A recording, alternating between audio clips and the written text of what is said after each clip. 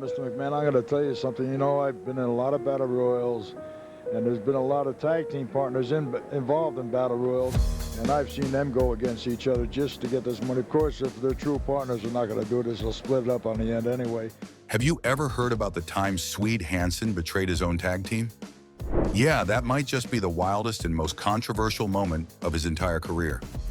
And trust us, that means a lot. This is the same guy known for getting into some seriously heated fights and stirring up all kinds of trouble outside the ring with his strange, over-the-top behavior. But the tag team betrayal, that took things to another level.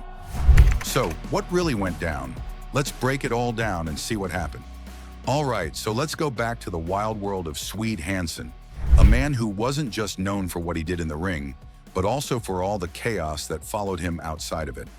For years, Swede was one half of one of the most hated tag teams in wrestling history, the Blond Bombers. Alongside his partner Rip Hawk, Swede played the villain to perfection. These guys weren't just booed, they were feared. The fans didn't just dislike them. Some were so worked up, they threatened them with weapons or even tried to throw acid at them. That's how real their act felt. They were the bad guys you loved to hate, but their wild energy didn't stop when the bell rang. Nope, these two brought the same madness outside the ring too. There are tons of wild stories about Swede and Rip getting into trouble on the road, bar fights, disturbing the peace, stirring things up wherever they went. One of the most talked about stories took place in Japan. After having way too much sake, Swede supposedly dove into a hotel lobby's goldfish pond and started chasing the fish around. Fish that were considered sacred there. It was bizarre, it was disrespectful, and it was pure Swede Hanson. Still, as wild as they were, there's no denying Swede and Rip made a great team. In the ring, they were powerful, aggressive, and totally in sync. They went up against some of the most beloved babyface teams of their time. Guys like George and Sandy Scott, George Becker and Johnny Weaver, and Nelson Royal and Paul Jones. These weren't just wrestling matches. They were full-on battles that often got out of control. Fans would be on the edge of their seats, yelling, throwing things, and sometimes even trying to jump in themselves. One match in Columbia, South Carolina, against Royal and Jones got so intense that a fan riot broke out before the match even started. That's how much heat the Blond Bombers could draw. But then, everything changed. After years of being one of wrestling's most hated villains, Swede Hanson suffered a heart attack. And when he came back, something was different. He wasn't the same wild, cold-hearted heel people had come to know. This time, Swede returned as a fan favorite. Yep, the same guy who once had fans ready to fight him was now getting cheered. And what made this turn even more dramatic? He started feuding with none other than his old tag team partner, Rip Hawk. The man he had once stood shoulder to shoulder with in every fight was now his enemy. Fans were shocked. This was the same duo who once ran wild through the wrestling world, and now they were tearing each other apart. Some people didn't know how to react. After all, Swede had spent years making people hate him. So to see him fighting on the side of the good guys, it stirred up a lot of emotions. Was it real? Could they trust him? That twist, that betrayal, and that sudden change in character, it wasn't just a turning point in Swede Hanson's career. It was one of the most controversial chapters in his life, both in and out of the ring. Now, speaking of what went down inside the ring, let's rewind the clock and take it all the way back to where this wild ride really began. Because if we're going to understand how Swede Hanson became such a big name in wrestling, we've got to start at the very beginning of his unforgettable journey. Swede's story starts with a sharp-eyed promoter named Willie Gilzenberg. Now, Gilzenberg wasn't just any promoter. He was a big name in both boxing and professional wrestling. He had an eye for talent, and when he spotted Hanson, he saw something special. Gilzenberg believed Swede had the raw power and presence to make it in pro wrestling, so he talked him into stepping into the ring. And just like that, Swede's wrestling journey began. But talent alone doesn't cut it in the ring. To make it big, Swede needed real training. That's when he began working with none other than George Tragos, a tough, no-nonsense trainer who didn't believe in shortcuts. Tragos was a real wrestling shooter, someone who could wrestle for real, not just put on a show. Under his guidance, as Swede learned how to handle himself, how to move, how to think like a wrestler. It was brutal, but it shaped him into the competitor he would become.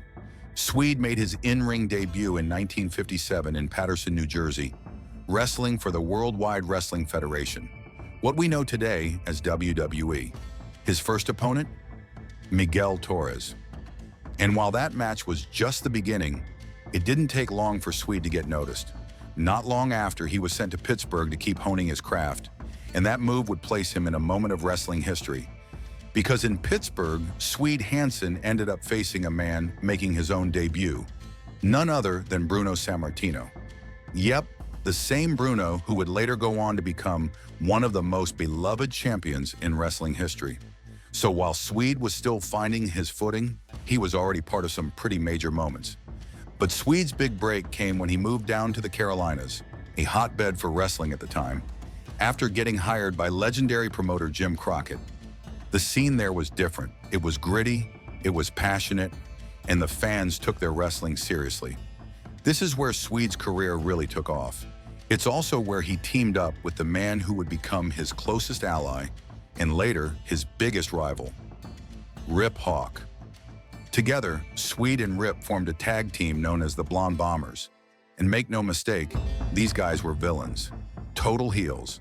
They strutted into towns acting like they owned the place, insulting the locals, cheating to win, and just being downright nasty. And the crowds hated them for it. But that was the point. They were so good at being bad that people couldn't help but react. And the reactions weren't always safe. Fans would throw things at them, threaten them with knives and guns.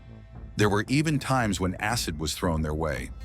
Things got so real that during one show, Swede was stabbed in the leg. It was bad. He needed 72 stitches. But that was the life of a heel back then. The more heat you drew, the more money you made. And Swede and Rip, they were on fire.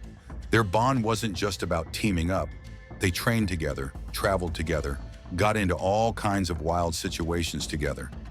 Rip even taught Swede one of his most famous moves, the reverse neck breaker. It was simple but brutal. Swede would stand back to back with his opponent, lock his hands under their chin, and then fall backward, dragging them down hard with him. It looked painful, and it was. That move became Swede's trademark. He used it in match after match, and fans knew when they saw it, the end was near. Interestingly, while Rip did most of the talking during interviews, cutting fiery promos and riling up the crowd, Swede played the quiet enforcer. He didn't need to say much. His presence, his size, and his intensity did all the talking for him. It made their dynamic even more intimidating. In 1965, the Blond Bombers won their first major tag title by beating Hiro Matsuda and Duke Kiyomuka for the Florida version of the NWA World Tag Team Championship.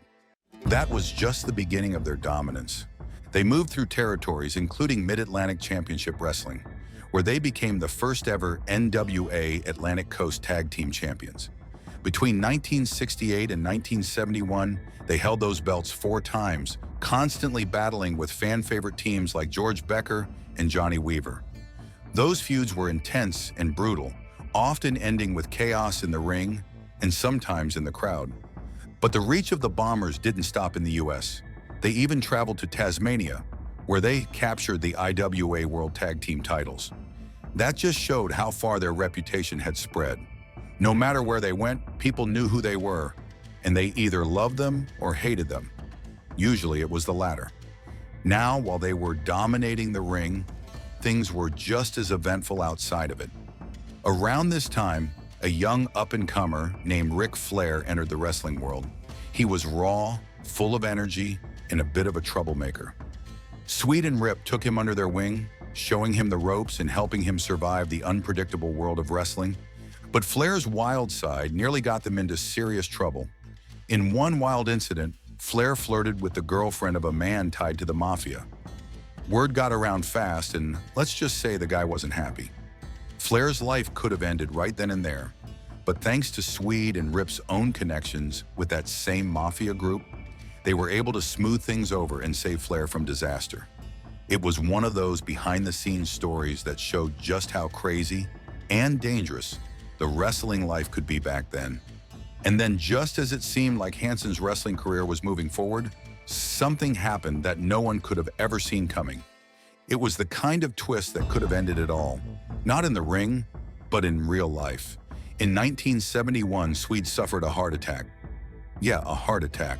For a man who had spent years taking bumps in the ring, brawling with wild crowds and living life on the road, this was a wake-up call. He had to step away from wrestling to recover.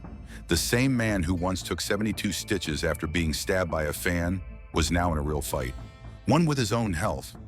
But Swede wasn't the kind of guy to stay down for long. After taking time to rest and recover, he made a comeback. When he returned to the ring, he partnered up with a wrestler known as Super Destroyer. At first, it seemed like a solid team, but in wrestling, alliances can fall apart in an instant.